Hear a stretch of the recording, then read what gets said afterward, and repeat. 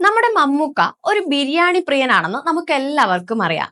അതുകൊണ്ട് തന്നെ കഴിഞ്ഞ ദിവസം കൊച്ചിയിൽ നടന്ന ബിരിയാണി ഫെസ്റ്റിൽ മുഖ്യ അതിഥിയായി എത്തിയതും അദ്ദേഹമായിരുന്നു. ലോകത്ത് ഒരുപാട് തരം ബിരിയാണികളുണ്ട്.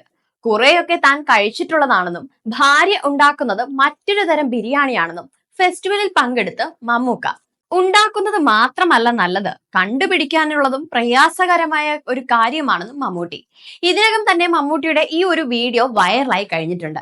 അങ്കണവാടിയിൽ ബിരിയാണിയും പൊരിച്ച കോഴിയും വേണമെന്ന് പറഞ്ഞ ശംഖുവും സോഷ്യൽ മീഡിയയിൽ ഇപ്പോൾ താരമാണ്.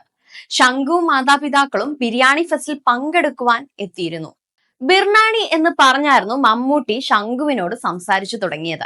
നിനക്ക് ബിരിയാണി കിട്ടിയോ എന്നും മമ്മൂട്ടി ചോദിച്ചിരുന്നു. ഈ മാമൻ എന്തെങ്കിലും തന്നോ എന്ന് ചോദിച്ചപ്പോൾ കയ്യിൽ കൊണ്ട് നടക്കുന്നേയുള്ളൂ എന്നായിരുന്നു ശംഖുവിന്റെ മറുപടി. മിഥുൻ രമേശ് ആയിരുന്നു ബിരിയാണി ഫെസ്റ്റിന്റെ അവതാരകൻ. മമ്മൂട്ടി പാടി അഭിനയിച്ച പാട്ടും പാടി ശംഖു മമ്മൂക്കയെ കയ്യിലെടുത്തു. മമ്മൂട്ടിയോട് എന്തെങ്കിലും പറയാനുണ്ടോ എന്ന് ചോദിച്ചപ്പോഴും മറുപടി ബിരിയാണിയും പൊരിച്ച കോഴിയും എന്നായിരുന്നു. ഒപ്പം മമ്മൂക്കയോട് ചിക്കൻ ബിരിയാണി വാങ്ങിത്തരാൻ പറയുമെന്നും ശംഖു പറഞ്ഞു.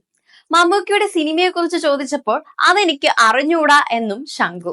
ബിരിയാണിയിൽ എന്തൊക്കെ ഉണ്ടാവുമെന്ന് ചോദിച്ചപ്പോൾ വീണ്ടും പൊരിച്ച കോഴി എന്നായിരുന്നു ശംഖുവിന്റെ മറുപടി.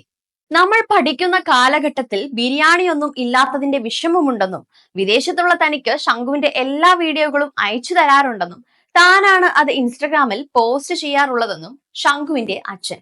അങ്ങനെയാണ് ആ ഒരു വീഡിയോ വൈറലായതെന്നും മാതാപിതാക്കൾ പറഞ്ഞു.